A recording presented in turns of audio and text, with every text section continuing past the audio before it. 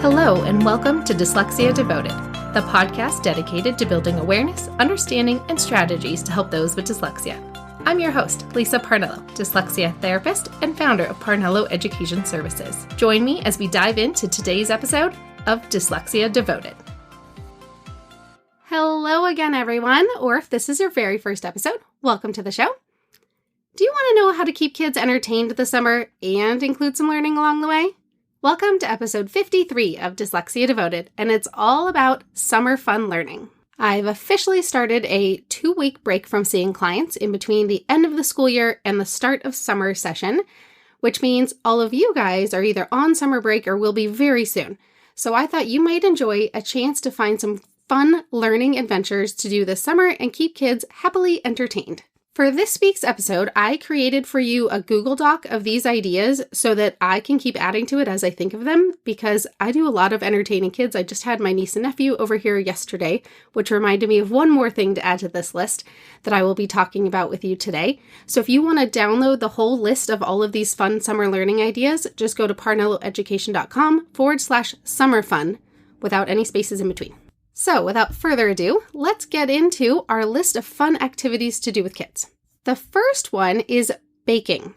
There is so much learning that comes across in anything that you bake. Pick whatever you want, whether that be cookies or brownies or gluten-free snickerdoodles or something. I don't know if that's even a thing. I definitely made it up. But here are some of the things that you can learn through baking. Reading, because you have to read the directions.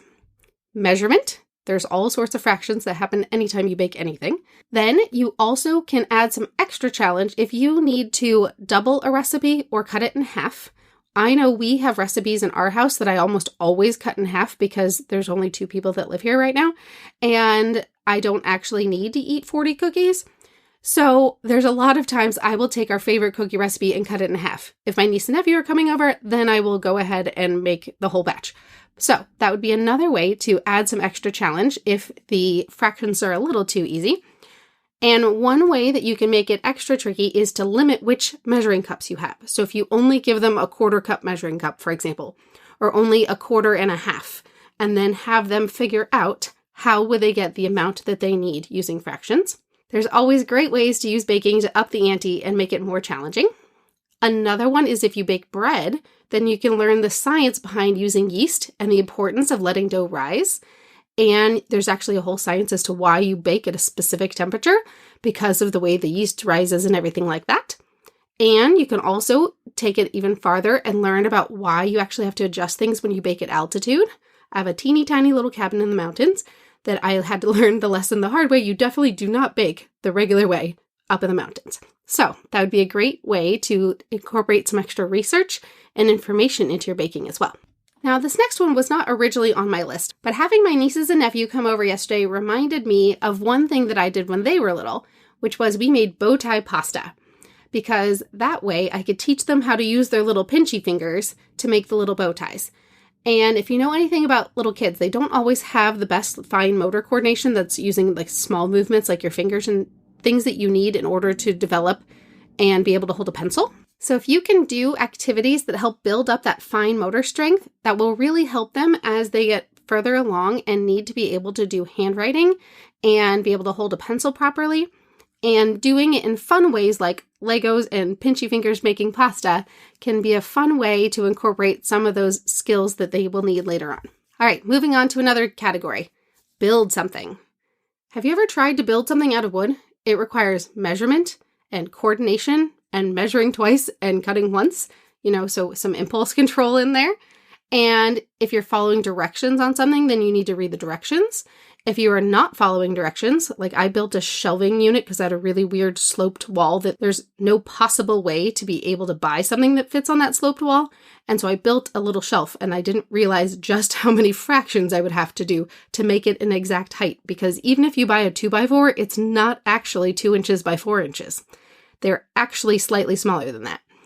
And so when you're building things, there's an awful lot of fractions involved, especially if you want it to be an exact height by the time that you are done. So that is another fun activity that you can do in the summer. Another option is puzzles.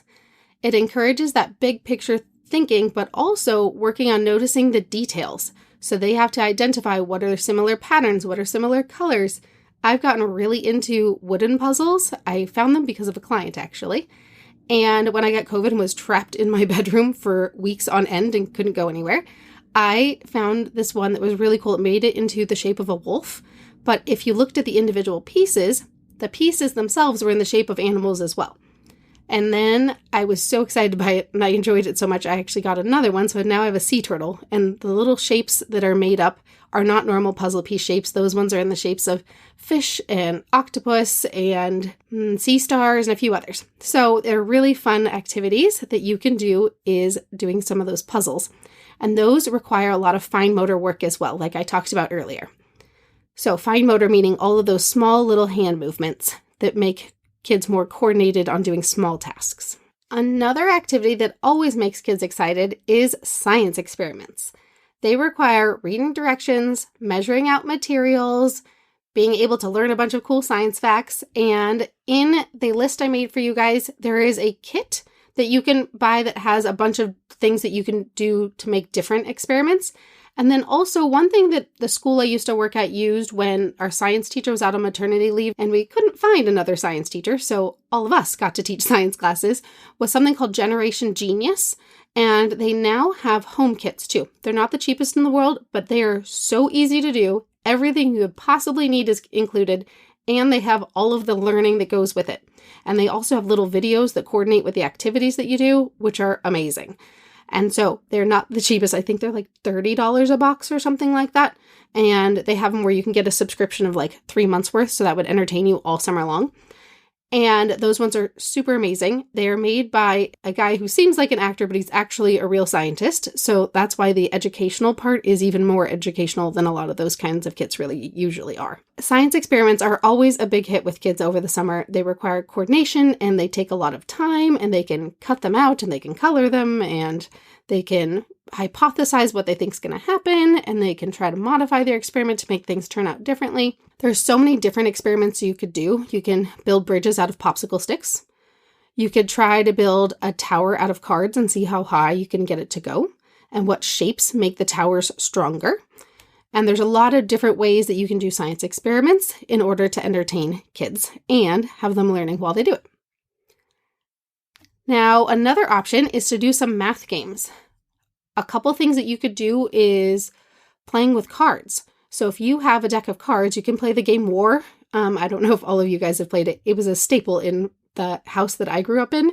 Not my own house, but the babysitter's house that had 8 kids. There was a lot of us. And so we didn't always have big toys, but we had things that would entertain us for hours and hours. Decks of cards you can do so many things with. And we played the game of War. So if you put one card down and the other person puts a card down, and if I have a 9 and they have an 8, I win.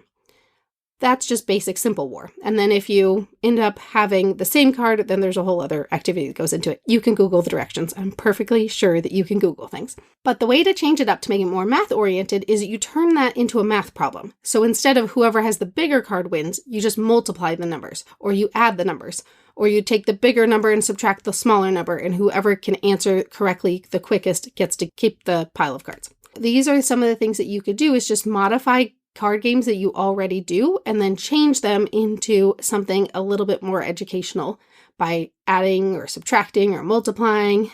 Or there's another game that I found which is called Prime Climb, and that is a board game that you can totally adapt. I've changed the rules on that game more times than I can count just to make it match the kinds of kids I'm working with. And some kids can only add, some kids are working on subtraction, some kids I want them to learn how to multiply. So I've kind of fussed with the rules a little bit depending on what skill I wanted them to be able to achieve. And that's a fun one that is highly adaptable to play with all different age groups of kids. Another skill is to learn cursive. So many kids get excited to learn cursive. And I know what some of you are thinking, cursive is dead, you'll never need it. But there are some people who only write in cursive, my mother, for example. If I didn't know how to read cursive, I would never be able to read a single note she ever left me. The other thing is, if a child has dyslexia and is constantly reversing the letters of B and D, a lot of times learning cursive helps them because you actually form the letter completely differently depending on which one you are writing. So if you're going to form a B, then you would always start with that little L loop, compared to if you were going to start a D, you would always start with that little C loop and then turn it into a D. And I've actually taught kids that same kind of strategy in printing as well. And it really helps prevent a lot of those reversals if you teach them to form the letter completely differently. Do not always start with a stick. And that will change which one they're doing, so they know every time I make a D, I start with a C and it becomes a D. Versus, I always start with the stick. Now which way does the ball go? I don't remember. So if you can teach them to start differently, that's another way to work on it. Teaching kids cursive, the kids are usually so excited. They all the time will come into my office and say, look, I can write my name in cursive. It is never actually cursive. It's a bunch of gobbledygook that they think is cursive.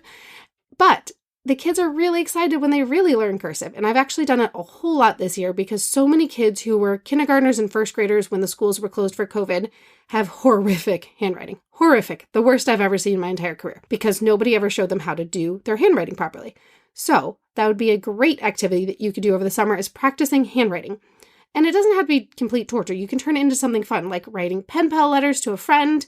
Everyone loves to get actual physical mail in the mail, kids especially. So if you can find someone they can be a pen pal with, that'd be a fantastic reason to be able to do some handwriting practice this summer. Another choice is to join your local library's summer reading program.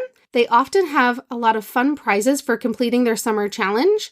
I remember you could get tickets to things or you could win prizes when I was a kid, and they have all sorts of different things that you can usually win at your local library if they complete their summer challenge of reading a certain number of books. Then another super fun thing that kids can do is Lego challenges. Create a challenge for the child to solve using Lego blocks and materials they already have. For example, build a bridge between the kitchen counter and the table that is strong enough to hold a toy car and make it go across. So create challenges that make them use their critical thinking skills in order to build something that solves the problem. And it doesn't have to be a life-size real bridge. Something small is perfect. So give them some challenges that force them to use some critical thinking and some fine motor skills, and they will have a blast doing it. Just be okay with a little bit of mess. Just know that sometimes learning is messy, and that's totally okay. All right, friends, that is it for my list for now, but there's a chance I might add to that Google Doc later on, so make sure that you download that at parnelloeducation.com/summer fun, because I'm off to go have some summer fun, so I'll see you next time.